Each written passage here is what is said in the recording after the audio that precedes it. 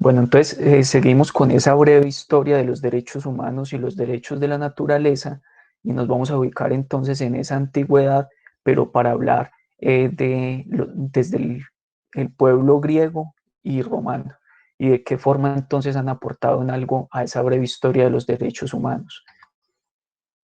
Recordemos entonces que teníamos también dos lecturas paralelas, una del tema 1 de la unidad 1 y la otra que es del tema 2 de la unidad 1 aún, en la cual se habla de unos paradigmas en los derechos humanos.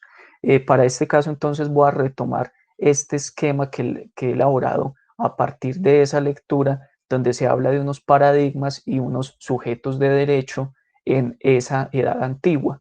Ya hemos tenido entonces la oportunidad de hablar del código Hammurabi en Mesopotamia, ya nos hemos situado entonces en esta geografía y en este tiempo también histórico. Dijimos que en ese momento los sujetos que estaban relacionados entonces con ese derecho eran los Awilun, que eran las personas libres y quienes conformaban esas capas altas de la sociedad, y estaban unos Wardun, que eran los esclavos y las clases inferiores.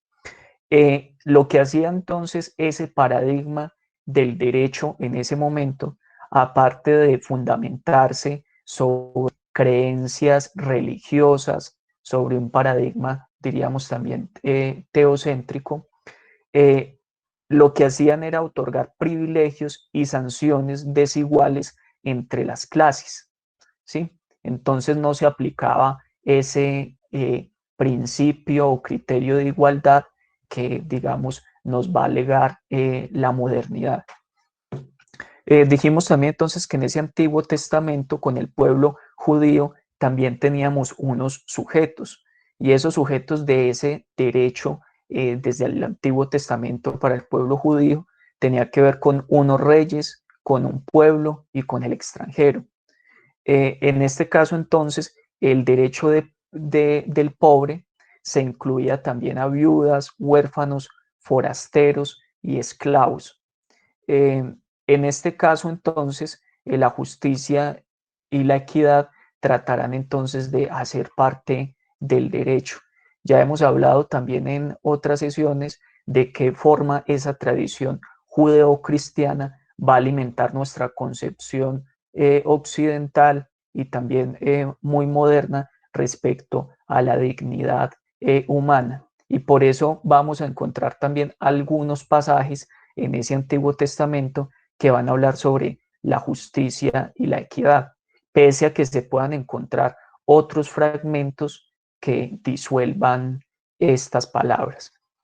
Bueno, ya en la polis y su constitución en Grecia tenemos entonces otros sujetos. Esos sujetos van a ser los ciudadanos, van a ser los esclavos y los extranjeros.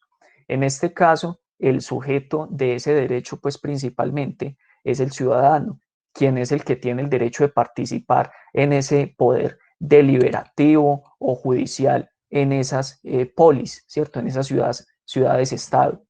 Ese individuo entonces va a tener unos derechos políticos que van a estar relacionados entonces con ese poder deliberativo y judicial también en la ciudad y va a tener unos derechos colectivos. Mientras que en este caso el bienestar público se trata también de alcanzar mediante la justicia, pero solamente a estos ciudadanos se les reconoce una personería jurídica. Entonces, no hay que olvidar entonces que en estas antiguas civilizaciones, en esas antiguas culturas, también estaba el esclavismo y obviamente se encontraba eh, una relación asimétrica en perspectiva, por decirlo así, de género. En el caso de los griegos, a las mujeres no se les consideraba ese estatus de ciudadanía. Acá en el caso entonces de Roma tenemos otros dos sujetos y esos sujetos son los patricios u honestos, que son entonces quienes conforman esa casta con los senadores, militares de alto rango, los varones de clase alta, y vamos a tener unos plebeyos o unos humildes, ¿sí? Estos van a ser los proletarios y la clase social baja. En este caso, la ley y el derecho y las sanciones correspondientes va a manejarse de una forma diferente. En el caso de los patricios, sí va a haber una pena, pero no como en el caso de los plebeyos, que va a haber una pena con suplicio. Por eso encontramos esos actos de crucifixión. ¿Sí? Va a ser una pena con suplicio. A los varones de clase alta o a militares o a senadores no los iban, por ejemplo, a crucificar, ¿sí? Mientras que a los plebeyos humildes se les llegaba a castigar, pero era una pena con suplicio. Entonces, en ese caso también seguía siendo una aplicación, digamos, del derecho de una forma asimétrica. No habría, digamos, igualdad entre esas diferentes clases sociales, solamente entre los mismos de la clase. En este caso, vamos a tener una serie de privilegios y sanciones desiguales entre las clases sociales y solo se reconoce derechos a quienes tienen personalidad jurídica, lo mismo que pasaba en Grecia. Eh, bueno, ya podemos pasar entonces y nuevamente para recordar, recuerden que estamos tratando de hacer una breve historia, una breve genealogía de algunos elementos que nos sirvan a nosotros para entender qué son los derechos humanos hoy en día y los derechos de la naturaleza. En toda esta línea temporal, obviamente, se nos va a quedar muchísimos elementos por fuera, muchísimas ideas, muchísimos aportes, pero estamos tratando de reconstruirlos para entenderlo cómo nos situamos nosotros en nuestro presente. Entonces, bueno, seguimos en este elemento que ya tiene que ver con la antigüedad y en este caso ya vamos a hablar de Grecia y Roma para finalizar ese periodo que llamamos antigüedad, ¿sí? Que entonces hemos dicho que emerge desde la invención de la escritura y finaliza en el año 476 con todas esas invasiones germánicas que van contribuyendo a ese debilitamiento del Imperio Romano de Occidente en el año 476. En este caso, entonces, arrancamos con Grecia. Grecia, entonces, vamos a tener esta ubicación geográfica, la vamos a tener bañada por ese mar Mediterráneo, por el mar Egeo. Grecia está ubicada en ese en el sur de la península balcánica. Vamos a tener entonces que está también entre las islas de los mares de Egeo y el mar, sí, el mar Egeo y el mar Jónico, y también va a estar entonces en las costas de el Asia Menor, que viene siendo esa costa occidental de Turquía. Estos son entonces una delimitación que vamos a tener, por ejemplo, acá. Acá se encontraría ese imperio persa con el cual Grecia va a estar en continuas disputas, va a limitar también en cierto momento con estas tierras bajo el dominio de Macedonia, que luego Alejandro Magno se va a encargar entonces de poseer el resto pues de territorios griegos. Tenemos también una división para hablar de esa cultura griega. Tenemos, por ejemplo, que se divide desde el año 3000 a.C. hasta el siglo I a.C. Inicia con una cultura minoica o cretense, luego una cultura micénica, luego una época oscura. Ya vamos a ver algunos elementos sobresalientes de estas épocas. Luego pasamos a un periodo arcaico, el periodo clásico y el periodo helenístico. Vamos a ver de estos periodos algunos elementos que nos pueden servir a nosotros para reconstruir esa genealogía o historia de los derechos humanos y de la naturaleza. En este caso, entonces, esa historia de Grecia inicia con la civilización minoica o cretense. Decimos que civilización cretense porque se ubica en esta islita, en Creta, la cual va a tener diferentes ciudades muy importantes, por ejemplo, Nosos, que va a ser en Nosos donde eh, va a haber un palacio, va a haber sí, un palacio que va a pertenecer a un rey muy conocido, especialmente porque la mitología lo vincula con ese mito del laberinto, por ejemplo, del Minotauro, y que también nos lo van a relacionar con Dédalo e Ícaro, después de que ellos tratan de escapar del laberinto que Dédalo construyó para el hijo de la esposa de Minos que había copulado con un toro blanco. Ya les voy a retomar entonces también esa historia como para ir hilvanando algunos elementos.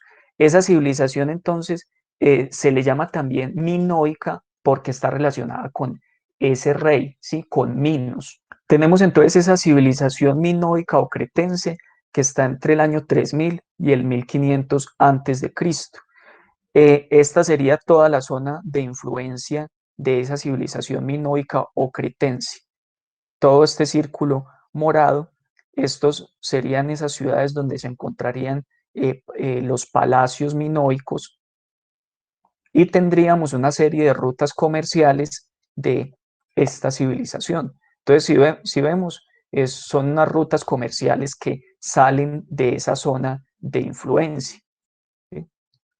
Eso va a permitir, obviamente, generar diferentes contactos en el Mediterráneo.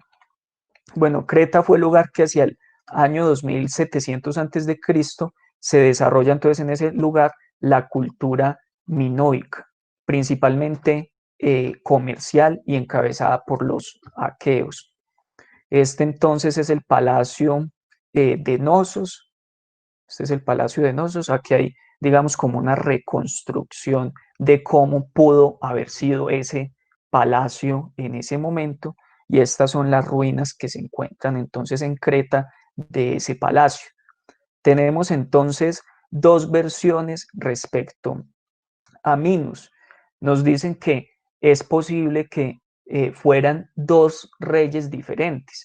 ¿Por qué? Porque el primer rey Minos se dice que era hijo de Zeus y de Europa y que este tenía pues ciertas características para considerársele como un rey justo, como un rey respetuoso y por ello también los dioses le habían nombrado a él como juez del tribunal del Hades, ¿sí?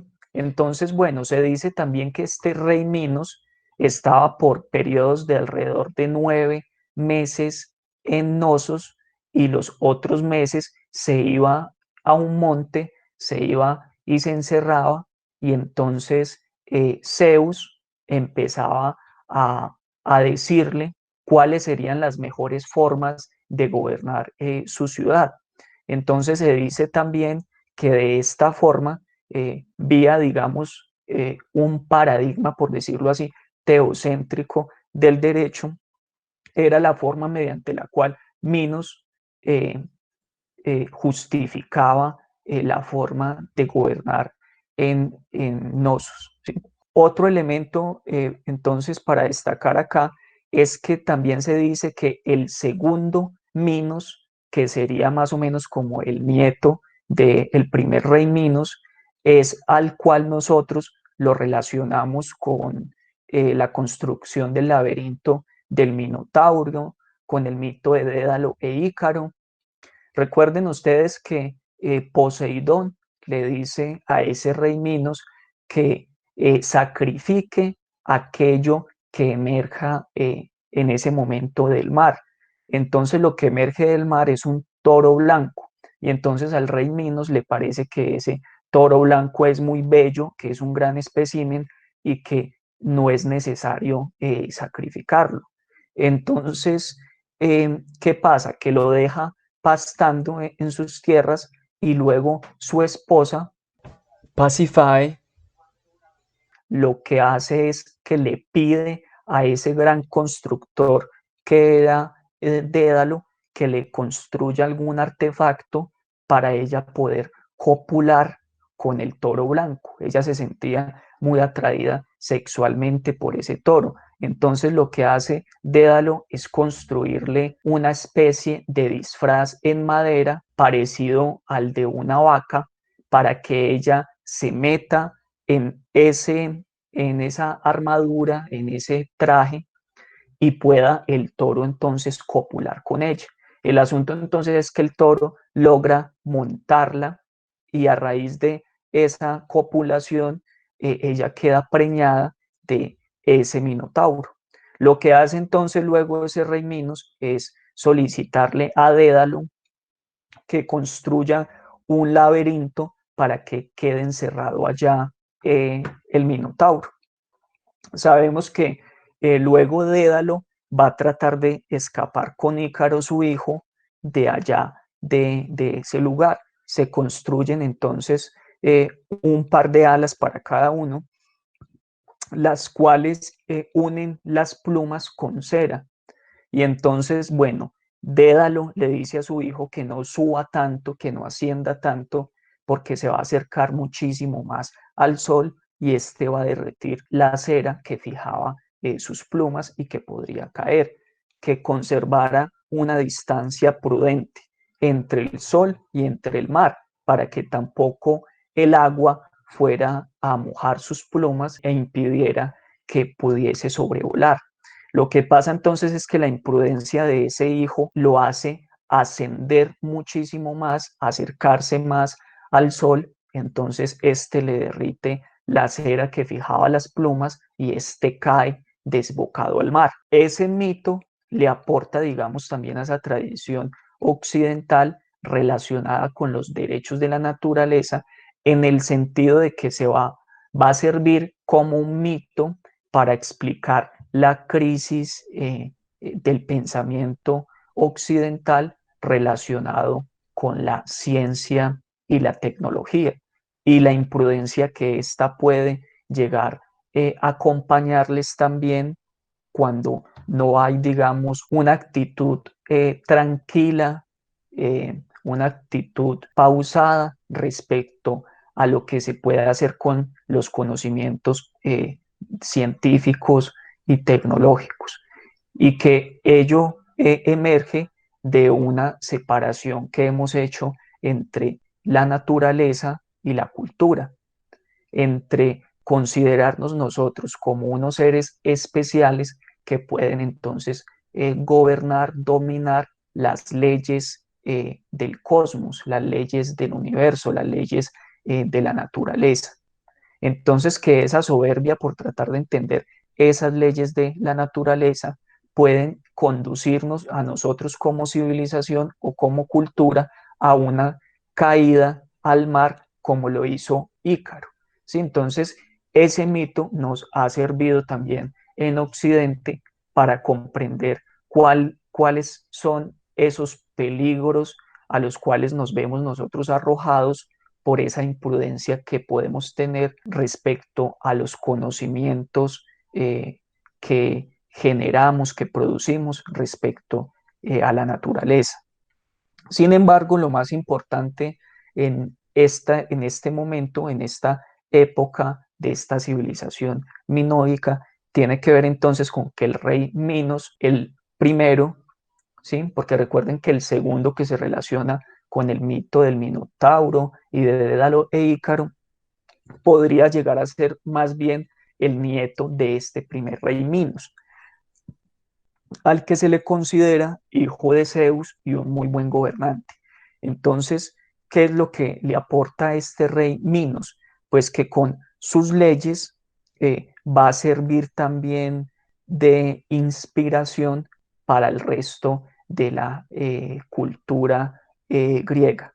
¿Y de qué forma? Fijando entonces las leyes también, ya sea sobre la piedra o sea, sobre algún lugar, se fija también esa memoria de esas leyes para gobernar alguna ciudad. Bueno, después de ese periodo minoico tenemos una civilización micénica que está entre el 1500 y el 1200 antes de Cristo. Esta surge con la llegada de los aqueos que fundan diferentes ciudades, Micenas, Argos, Tirinto. Era especialmente una sociedad guerrera y gobernada por un rey. Acá tenemos entonces estos lugares verdes donde estaba principalmente esa civilización micénica, pero también tenía una influencia política y cultural en otros lugares. Se extendía su influencia política, cultural en muchos otros lugares. Tenemos entonces a Micenas, que estas son las ruinas que quedan de Micenas. Esto es una reconstrucción de cómo pudo ser en sus momentos de esplendor, configurada por diferentes casas, una muralla protegiendo a la ciudad, una puerta también, la Puerta de los Leones, que es también muy conocida y referenciada. Tendría el Palacio Real, donde estaría entonces obviamente el rey, y el lugar donde estarían los talleres de los artesanos y los almacenes. También tendrían un lugar en el cual a sus muertos, ¿cierto? Entonces tendrían allí las tumbas. Hacia el año 1600 a.C.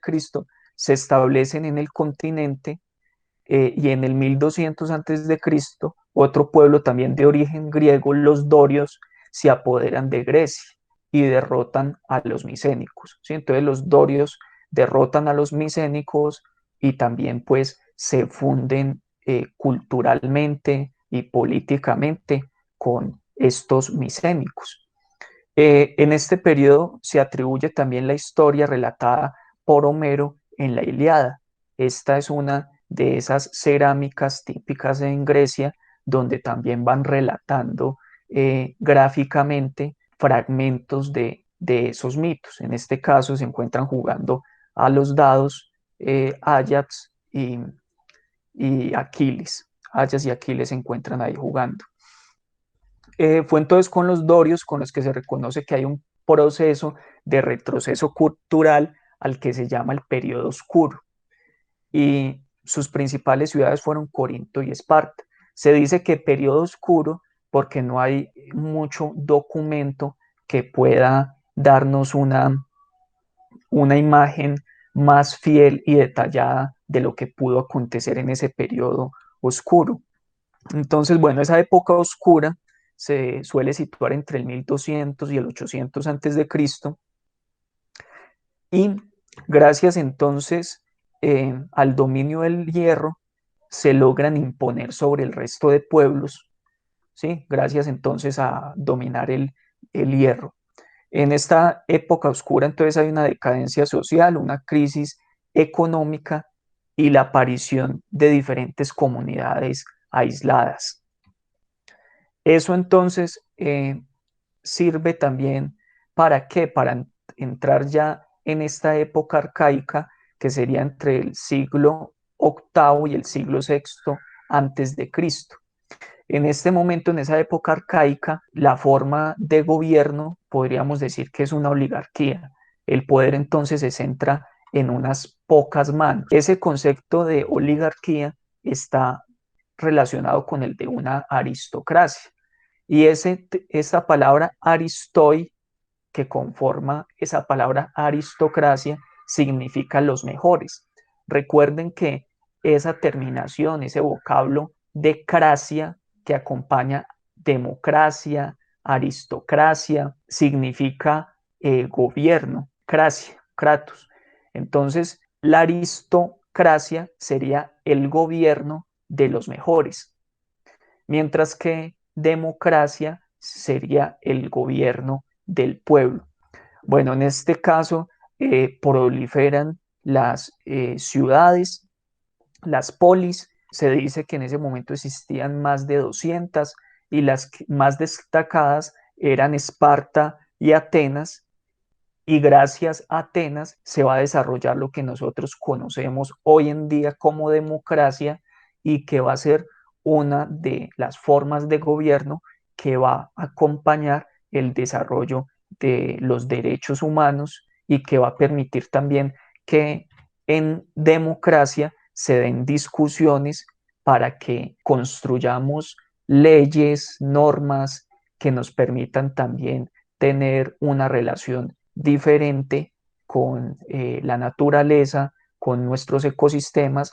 Va a ser en el marco de esta democracia donde vamos a poder hablar de un Estado social de derecho, el cual nos va a permitir también hablar de diferentes tipos de derechos. Llámeles derechos civiles y políticos, llámeles derechos económicos, sociales y culturales, o derechos colectivos o de los pueblos, y nos va a permitir también hablar hoy en día de lo que conocemos como derecho ambiental. Bueno, esas ciudades-estado surgen aproximadamente entonces entre el siglo octavo y sexto antes de Cristo y están formadas por un núcleo urbano y unas tierras donde se dan diferentes labores de agricultura, de pastoreo. Cada ciudad-estado tiene sus propios gobiernos, sus propias leyes, sus propios ejércitos, sus propias monedas, es decir, tratan de cumplir ese ideal de una ciudad autosuficiente, económicamente, autárquica. Esas ciudades-estado son las que van a permitir que esa cultura grecia se impulse en un desarrollo social, político, económico y cultural. En este periodo entonces tenemos otro elemento muy importante para la historia del derecho y tiene que ver con la legislación ateniense de Solón, quien vive aproximadamente entre el año 638 y el 558 a.C. Se dice que Solón, si bien provenía de una familia aristocrática, fue un legislador que también era poeta y filósofo y que cuando llegó a ese cargo público del arcontado en el año 594 antes de Cristo, ocupando esas más altas dignidades de las magistraturas, realizó diferentes reformas políticas y legislativas.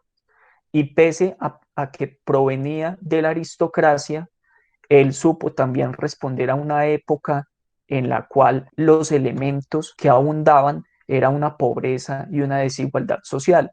Entonces, todos esos problemas sociales en ese momento en Atenas, alrededor del año 600 a.C., estaban relacionados con la pobreza y la desigualdad. Lo que hace Solón es proponer una serie de reformas económicas para cambiar esa situación. Entonces, ¿qué es lo que hace Solón? Redacta una serie de leyes que permitiesen mejorar la economía y de esa forma también cambiar esa situación social para también aliviar el sufrimiento de los pobres, pero sin desmontar los privilegios de los ricos. ¿Cómo hacía él para que en una sociedad aristocrática se le pudiesen también quitar esas cargas y sufrimientos a los pobres, pero sin entrar en una pugna directa con los privilegios de los ricos? Entonces lo que hace Solón es crear una especie de pirámide escalonada de privilegios. De esa forma, entonces garantizaba que ni los ricos estuviesen en contra, ni los pobres tampoco. ¿Qué es lo que hizo entonces? Unas reformas económicas. Solón criticaba especialmente a los ricos por un egoísmo avaro que tenían, ¿cierto? Como todo rico y gran propietario, siempre desea tener más, independiente del sufrimiento de los otros seres humanos o del sufrimiento de cualquier otro ser vivo. Repudiaba también Solón ese carácter revolucionario de los pobres. ¿Por qué? Porque querían también transformar su situación de sufrimiento y de pobreza, pero a través de un cambio violento. Criticaba entonces a la riqueza como una fuente de problemas y además efímera.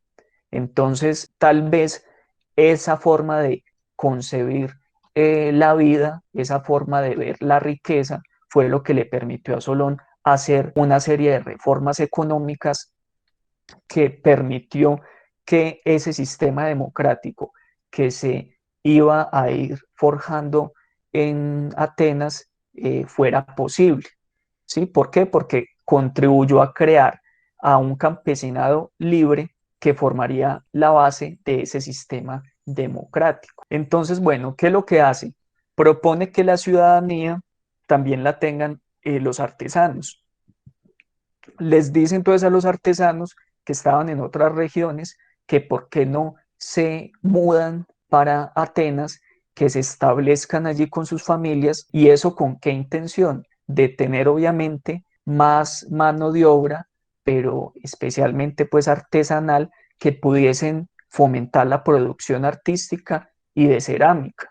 ¿Para qué? Para movilizar también la economía en una ciudad-estado que estaba sumida entre la pobreza y una gran desigualdad social, ¿cierto? La idea era cómo generar riqueza y que esa riqueza que llegara a la ciudad pudiese ayudar a sacar de la pobreza a los otros ciudadanos. Estableció también un sistema de pesos y medidas y un control de exportaciones.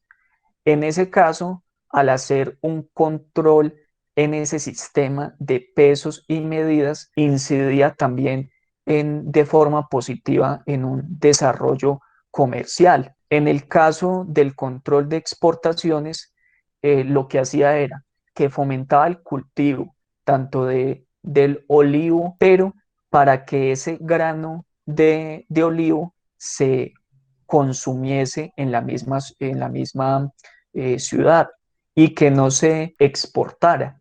¿Por qué? Porque si permitía, digamos, que el poco grano que se producía en la ciudad se exportara, lo que iba a generar era una carencia interna de ese mismo producto. Y ustedes saben también que en relación a la oferta y la demanda, como leyes también del mercado, si había menos grano en la ciudad, pues se iban a incrementar los precios.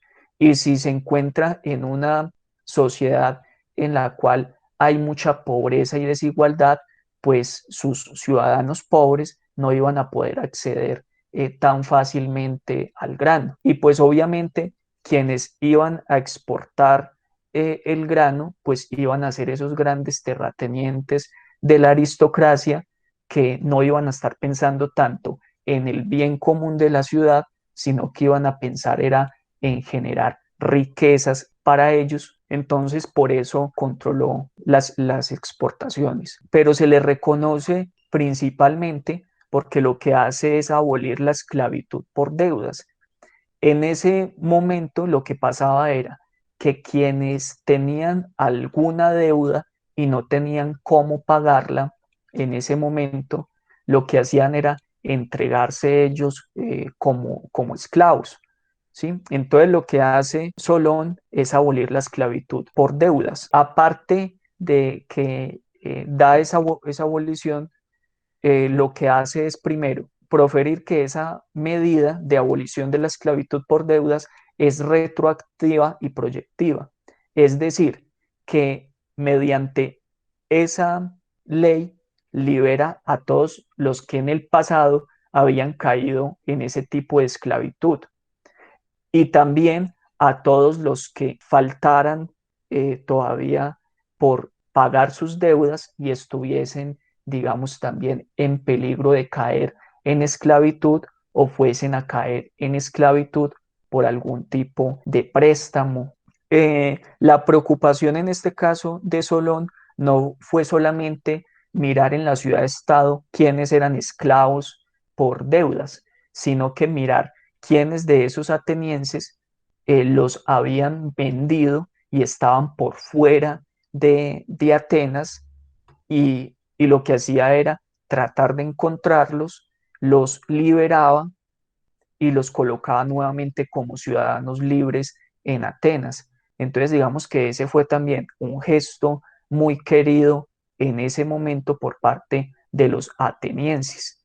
Bueno, esas reformas, otra reforma sociopolítica de Solón tuvo que ver con la relación entre educación, trabajo y digamos que productividad. En este sentido, él obligaba que todos los niños les enseñaran un oficio para que se pudiesen dedicar en algo cuando ellos estuviesen ya grandes. En ese caso, también su ley fue de carácter retroactivo.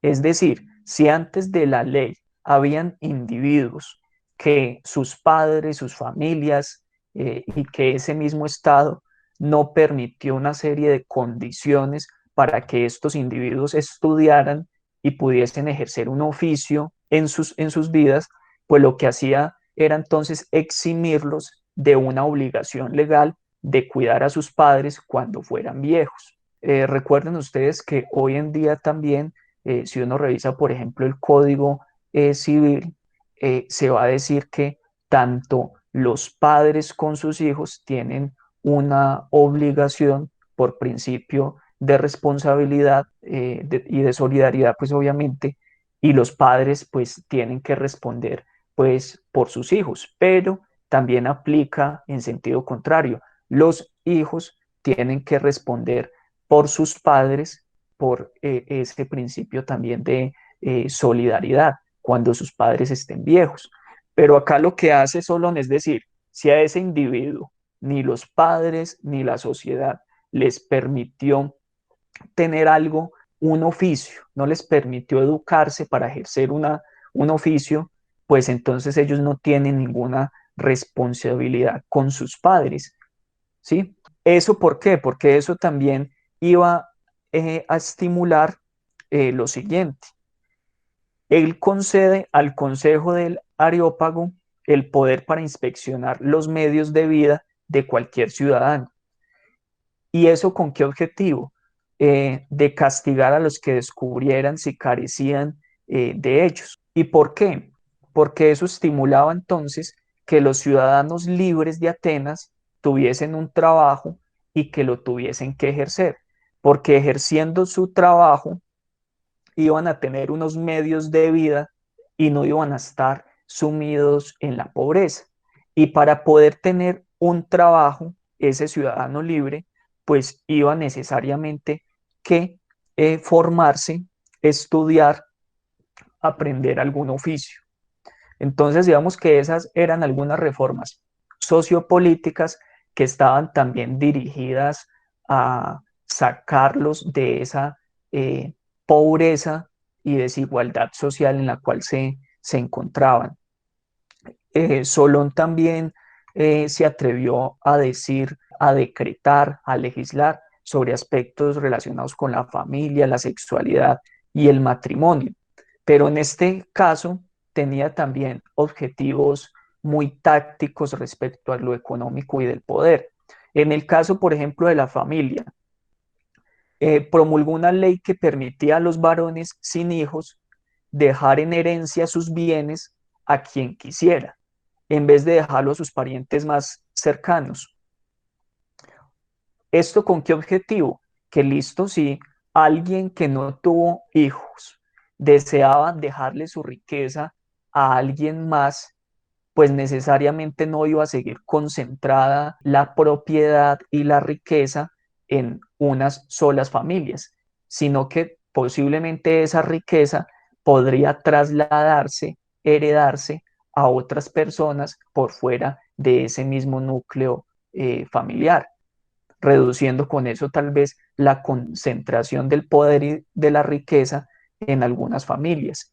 Otra medida también que tomó fue una ley de decoro para reducir la ostentación pública de los ricos. ¿De qué forma entonces? Los ricos no debían comportarse de una forma pomposa y exagerada en público, porque si estamos en una sociedad en la cual hay una gran pobreza, una gran mendicidad, ¿cómo es posible que la otra clase de ricos, terratenientes y aristócratas estén mostrándole toda su opulencia a quienes no tienen ni siquiera para comer? Eso uno podría decir que tendría algo de humanidad, por decirlo así, respecto al sufrimiento del otro, pero uno también podría interpretarlo como una forma de frenar ese ímpetu de las clases menos privilegiadas en esa sociedad, de tratar de transformar esa sociedad a través de revueltas o revoluciones o algo similar. También lo que hizo fue aumentar las penas a las mujeres cuando cometían algún tipo de adulterio o perdían la virginidad antes del matrimonio. En este caso, nuevamente hay que recordar que los griegos sí tenían a la mujer en un lugar, en un peldaño mucho menos importante que como se consideraba al hombre. Creo que es en la comedia, creo que es con Eurípides, que se le nombraba a la mujer como un objeto para cuidar la casa, ¿sí? Como un objeto para estar allá en esa intimidad del hogar, como un ser entonces reducido para esa vida privada. Si no estoy mal, le denominaba oikurema, un objeto para cuidar la casa.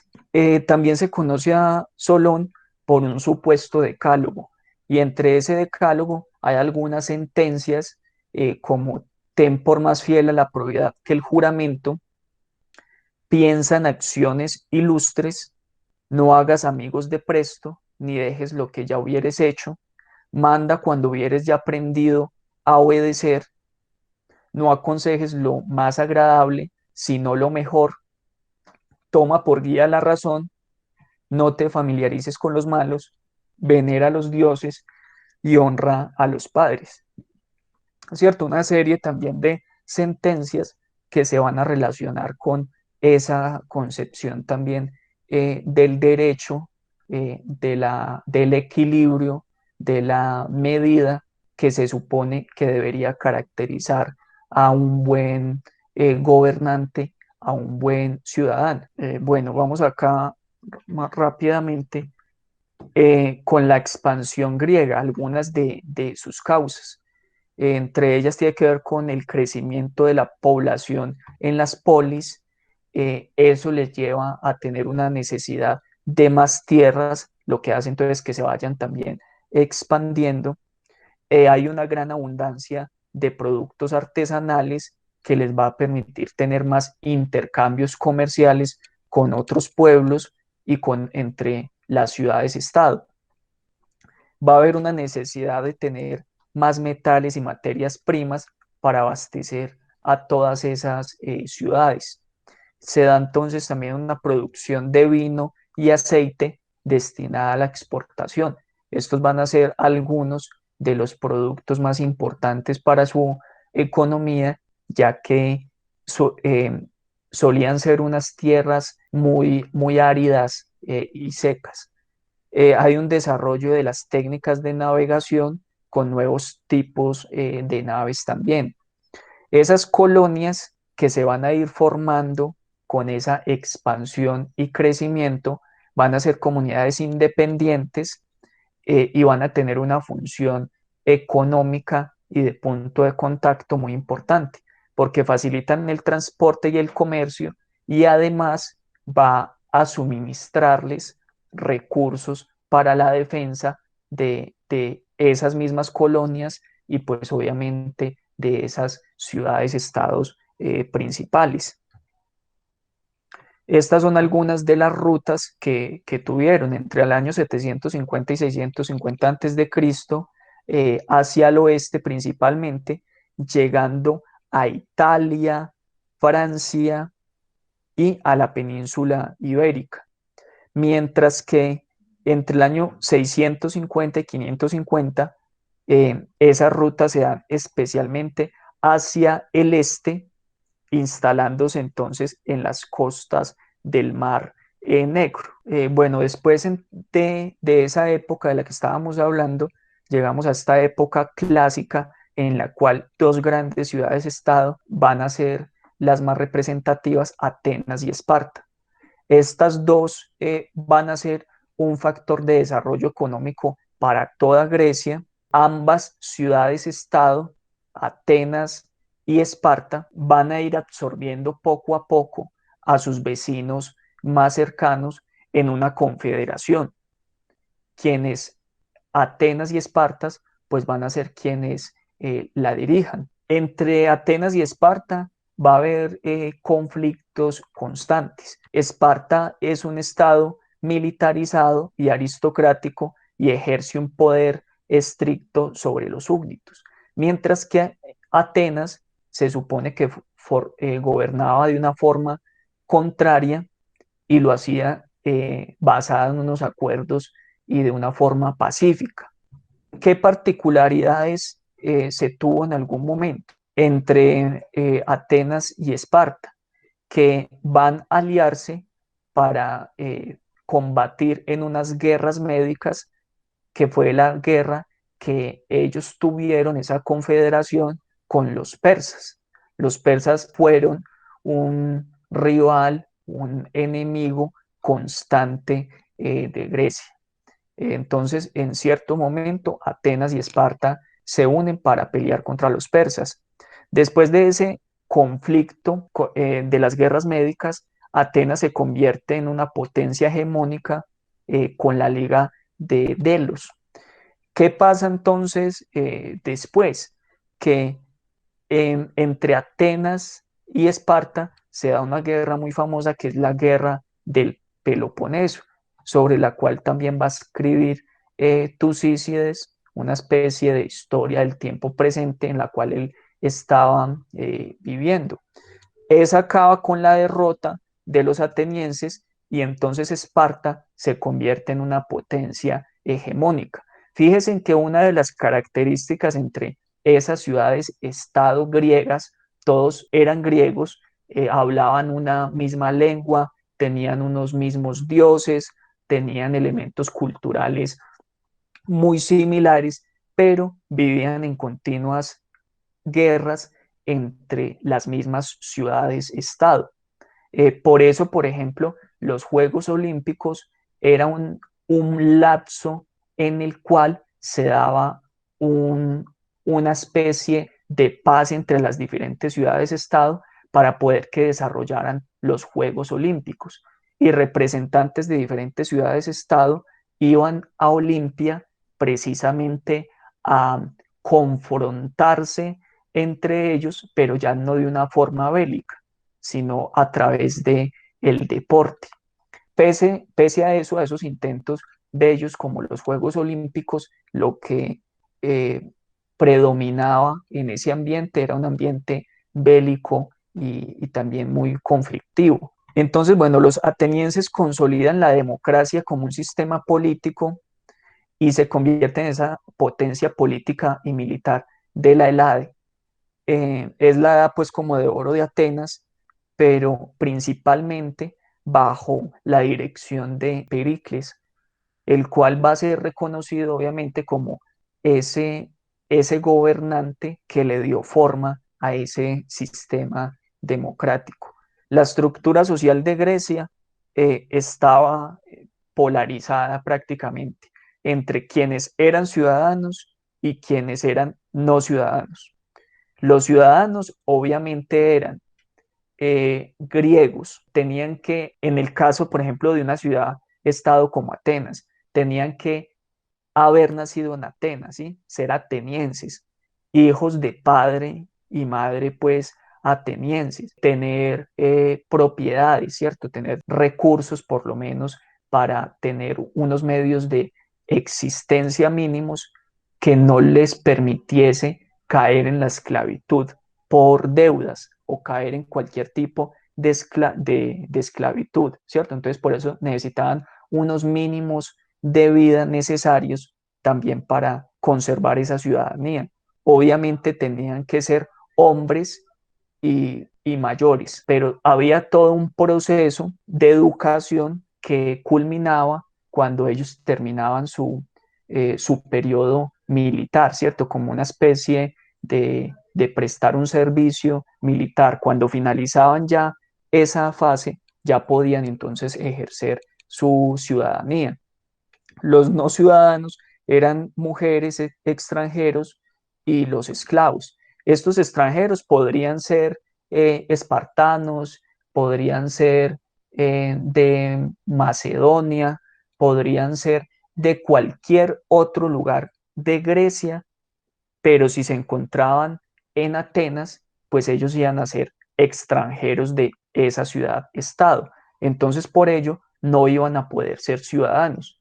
Por ejemplo, si un Alejandro Magno llegaba a Atenas, pese a que pues, sabemos pues quién fue Alejandro Magno, pues él si llegaba a Atenas no iba a ser un ciudadano, porque iba a ser un extranjero y pues iba a seguir siendo un no ciudadano. Entonces, bueno, ciudadanos eran los que tenían derechos en esa ciudad-estado, estaban los metecos o extranjeros que se dedicaban a actividades comerciales o artesanales, estaban los esclavos que tenían, se dividían entre los que tenían unas actividades de tipo físico, minería, agricultura, u otros que tenían unas actividades para el hogar, y estos estaban en las familias más pudientes de la polis.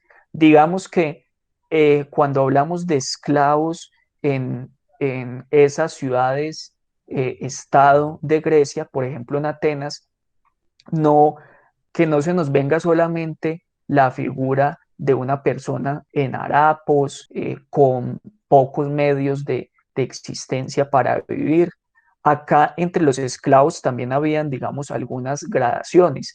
Por ejemplo, si ese esclavo provenía de una familia que le había dado una formación y que era una familia que en algún momento estuvo muy bien ubicada económica y socialmente, pero digamos que por diferentes motivos cayeron en desgracia y tuvieron que dejar, digamos, a su hijo como eh, pago, por decirlo así, o como promesa de pago, y ese caía en la esclavitud, pues era un esclavo que iba a tener cierto nivel educativo, cierto nivel cultural, y le iba a poder ofrecer a esa familia que lo estaba teniendo, les iba a poder ofrecer otros servicios.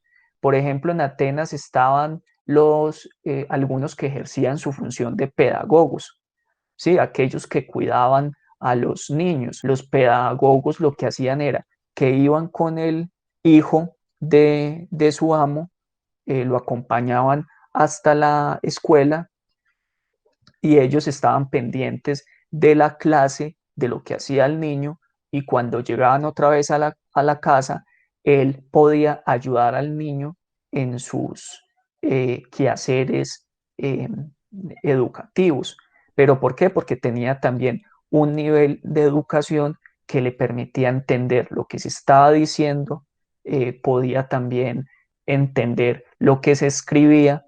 Sí, entonces no era alguien en una condición tan desfavorable como de pronto los esclavos que tomaban después de incursionar en alguna guerra contra algún otro pueblo. Bueno, las mujeres y los niños quedaban al margen de esas actividades de tipo cívicas, desenvolviéndose solamente en los espacios privados. Tenemos acá entonces ciudadanos, no ciudadanos y esclavos, como ya vimos.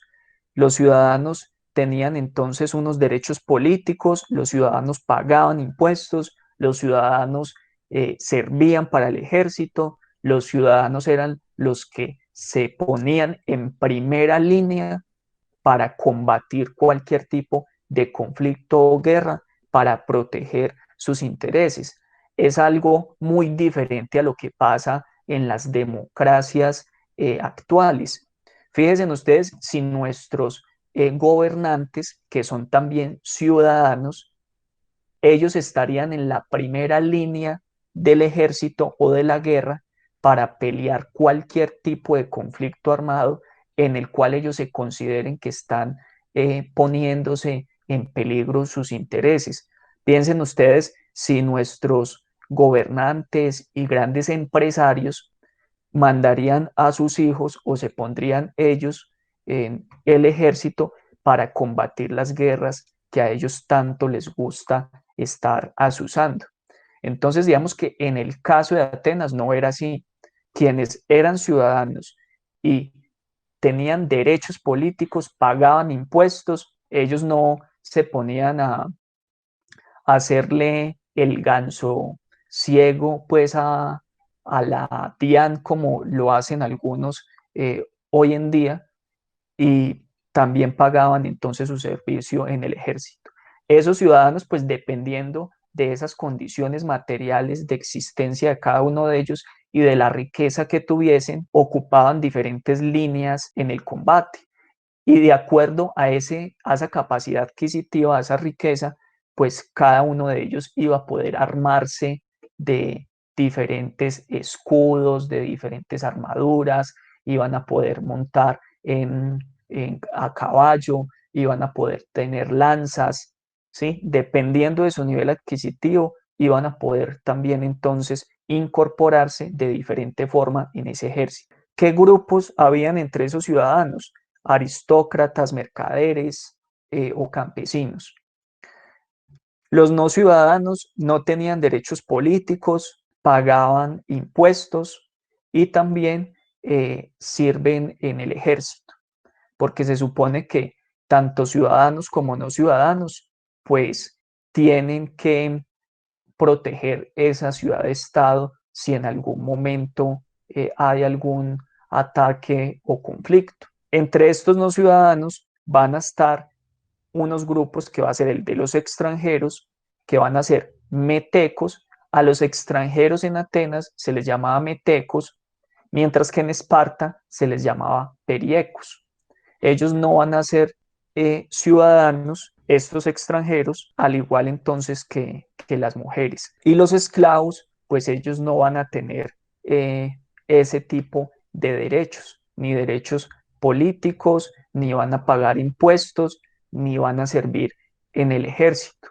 Me imagino que con algunas excepciones tal vez eh, pudo, pudo haber en la historia, pero me imagino entonces que esa ciudad-estado y esos ciudadanos preferían pelear sus propias guerras porque en caso de ganar más extensiones de tierra, en caso de ganar las riquezas de su enemigo, ellos iban a seguir conservando sus riquezas, su modo de vida, su libertad, mientras que si le permitían a esos otros esclavos que participaran en esas guerras, pues iban a tener que darles algún tipo de beneficio. Recuerden ustedes que por allá en esas guerras de independencia en los Estados Unidos, se les decía también a los esclavos afrodescendientes que si peleaban esa guerra por un determinado número de meses, ellos podrían convertirse entonces en libertos, ganarse en su libertad a través de combatir una guerra. Bueno, estos son algunos de los dioses griegos. Esto vendría siendo como una genealogía muy similar, aunque muy sintetizada y corta, de la que presenta un Hesiodo en su Teogonía.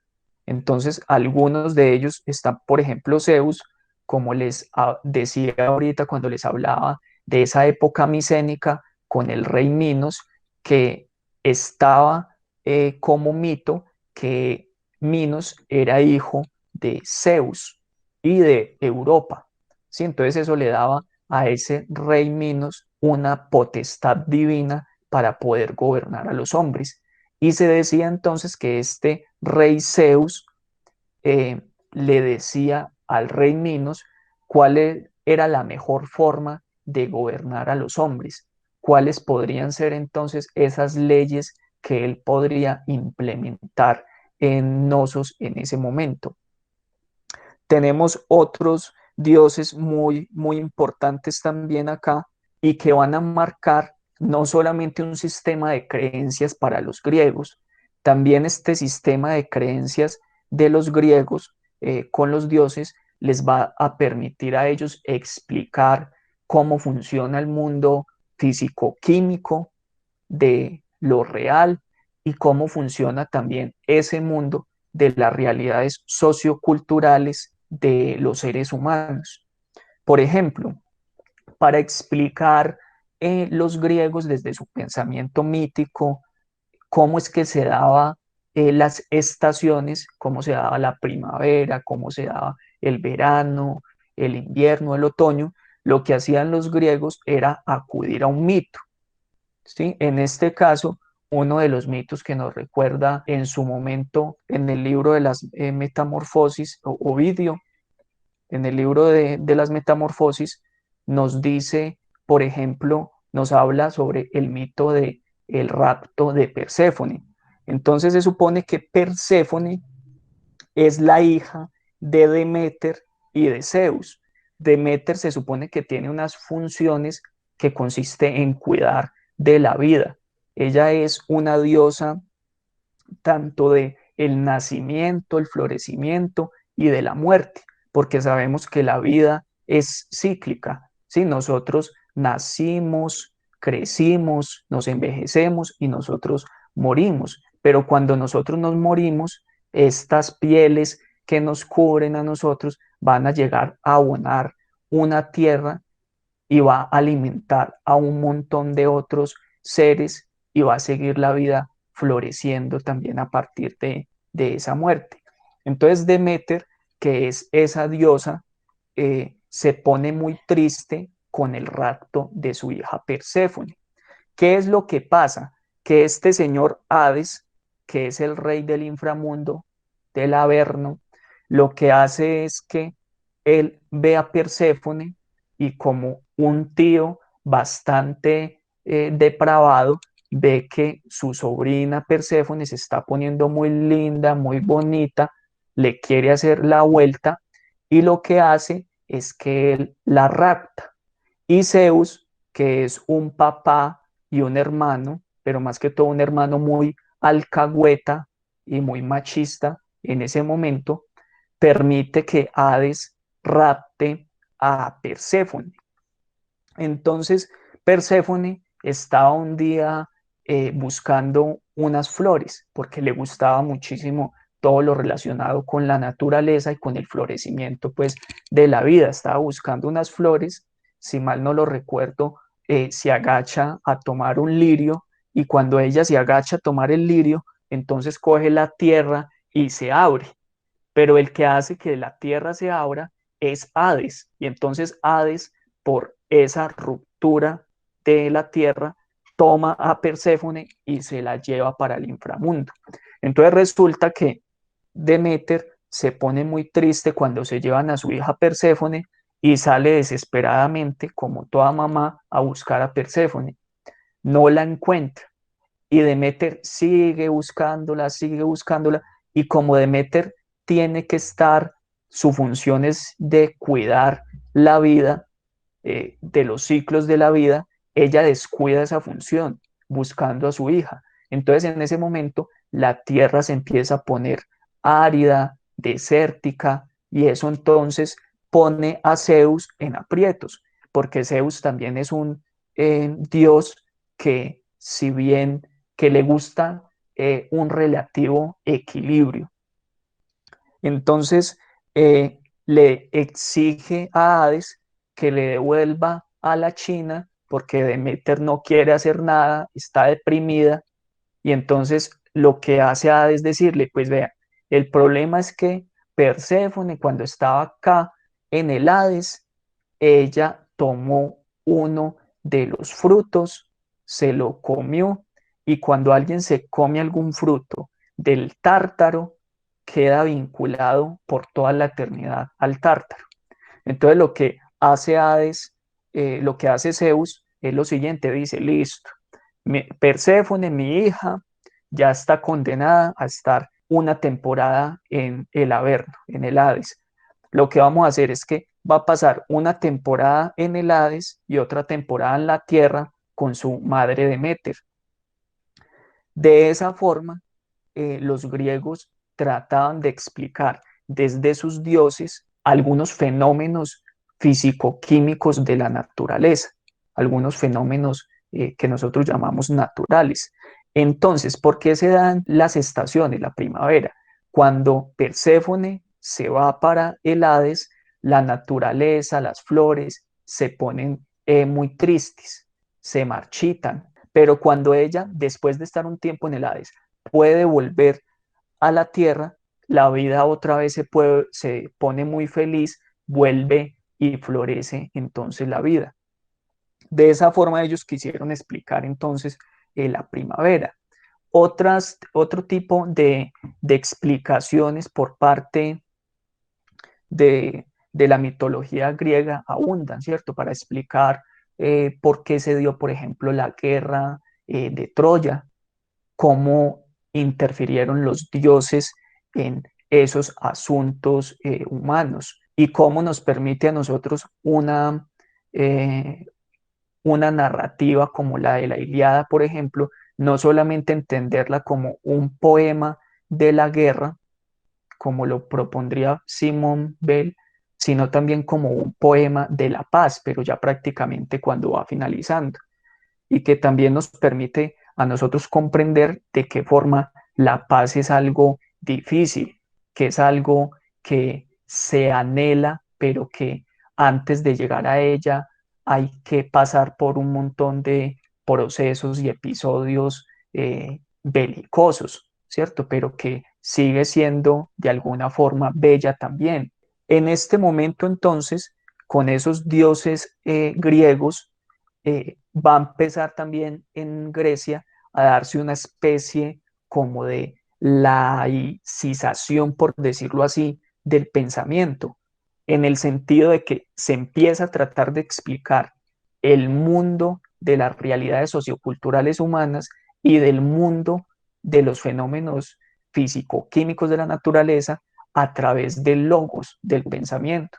Entonces, por eso es que nosotros escuchamos que nos hablan de una tal transición del mito al logos.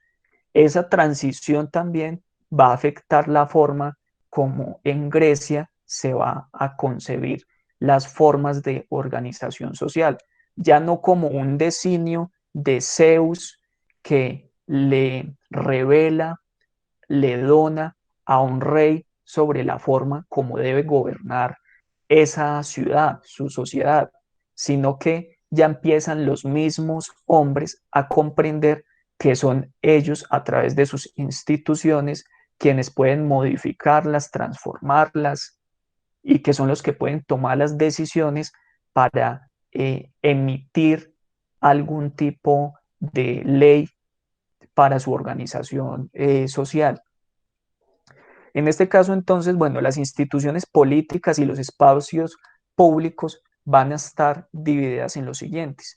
¿Qué instituciones públicas va a haber? Una asamblea popular donde podían participar los ciudadanos mayores de 18, 20 años y allí podían ejercer su voto en la asamblea popular.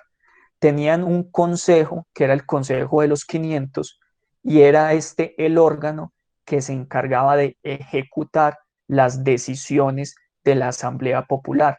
Este consejo ejecuta las decisiones de la Asamblea Popular, ¿sí? Porque imagínense ustedes, estamos en el contexto de una democracia directa y participativa, en la cual toda esa Asamblea Popular ejerce su derecho al voto, toma las decisiones, pero van a tener un órgano más reducido de esos ciudadanos que se van a encargar de que esa decisión popular de la Asamblea realmente se ejecute. Y ese va a ser entonces el Consejo de los 500.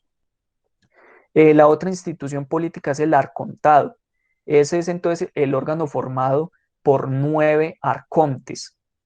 Los primeros 3 se reparten las funciones que ejercían los antiguos reyes, 3 de esos arcontes. ¿Y cuáles eran esas funciones de los antiguos reyes? Asuntos religiosos, el ejército, el derecho de las familias. Y estos arcontes pues eran elegidos también por los ciudadanos. Otra institución entonces política era el areópago. En el Areópago ya lo que se hacía era controlar a los magistrados y a quienes ejercieran algún tipo de función judicial.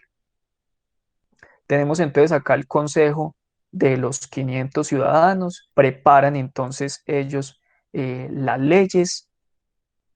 Tenemos un tribunal popular de unos 6.000 jueces. Estos entonces se preparaban a través de un sorteo y sobre la base de, de estos 10 estrategas que se encargan del ejército y de aplicar la ley, que son elegidos, estos los eligen la asamblea a los 10 estrategas, mientras que estos son a sorteo el Tribunal Popular con los 6.000 jueces. Sobre esos estaba toda la Asamblea Popular, que podría estar entre 35.000 a 40.000. Y ellos votan entonces por las leyes y la participación en conflictos. Esa asamblea decía, sí, nos metemos en esa guerra, o decían, no, no nos metemos en esa guerra. Eran entonces poseedores de tierra y tenían que también tener un poder de palabra. Por eso también es que en Grecia se cultiva tanto la oratoria y la elocuencia. Estos serían los espacios públicos de la Grecia en su momento. Tendríamos entonces al Ágora como esa plaza principal que se utilizaba también como esa zona de mercado, pero donde también se daban unas reuniones políticas y sociales. También hay otros edificios públicos, los teatros, los estadios, donde se reunían entonces los consejos. Acá es el lugar entonces donde se reunía la Asamblea de Atenas, se encuentra acá entonces la Acrópolis, acá se reunía entonces la Asamblea con todos sus ciudadanos, teníamos un orador principal, un guardián de la orden, el que se encargaba entonces también muy simbólicamente de proteger el ritual que se estaba dando ahí de la democracia, el altar de Zeus, pese a que se estaba dando un proceso también de laicización, pues todavía se seguía dando cierto culto, obviamente, a los dioses. Tenía otro dispositivo que era la clepsidra, que está por acá, y la clepsidra era una especie de reloj de agua que era la que se encargaba de contabilizar el tiempo que cada uno se podía tomar en la palabra para expresar lo que quería expresar pues como ciudadano. Se encontraban los escribas y los escribas eran los que iban tomando nota de las decisiones y esas decisiones se solían entonces tallar en estelas de piedra y dejarlas en lugares donde pudiesen estar de una forma visual y permanente para los ciudadanos, para que todos estos ciudadanos pudiesen en cualquier momento ir y ver esa estela, una piedra, digámoslo así, tallada con lo que se había dicho en la asamblea o con las leyes o normas que se tuviesen en esa ciudad-estado. Ustedes saben que la escritura no solamente la suelen relacionar con que marca el final de la prehistoria, como le suelen llamar de una forma también errónea, sino que es muy importante porque permite fijar precisamente los acuerdos que se dan entre diferentes personas para organizar su vida. Por eso es que cuando cambian las normas, cuando cambian las formas de organizarse entre una, dos, tres o muchas personas, se suelen entrar en conflictos, porque no hay entonces unos mínimos de básicos a partir de los cuales se pueda discutir si la acción de uno de esos individuos estuvo de acuerdo con las normas, porque sencillamente si no está escrito, pues se puede entonces también olvidar o alguien puede interpretar las costumbres de la forma como mejor le convenga. Acá tenemos entonces otra fotografía donde se hacían esa asamblea popular en el Ágora. Bueno, ya después en la época helenística tenemos entonces que el rey Filipo II de Macedonia, en el siglo IV antes de Cristo, él va a iniciar con él esa hegemonía de la Macedonia. Macedonia es un territorio que queda más al norte de Grecia, que se los mostré al inicio. ¿Qué pasa entonces? Él consigue que se derrote a esas ciudades griegas en Queronea, salvo pues esa otra ciudad-estado de Esparta, y extiende su dominio sobre Grecia, ese rey de Macedonia. Entonces lo que aprovecha Filipo II es que hay una debilidad en Grecia, porque todas las ciudades-estado en Grecia estaban a veces en pugna entre ellas mismas, como era el caso más sobresaliente entre Esparta y Atenas.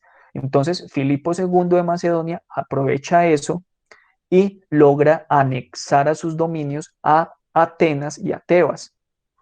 Ya después de eso, vamos a tener a Alejandro Magno, quien se va a encargar de conquistar a Persia y luego a Egipto y a India. Recuerden ustedes que Persia fue también un enemigo durante muchísimo tiempo de Grecia. Lo que logra entonces Alejandro Magno es conquistar a Persia.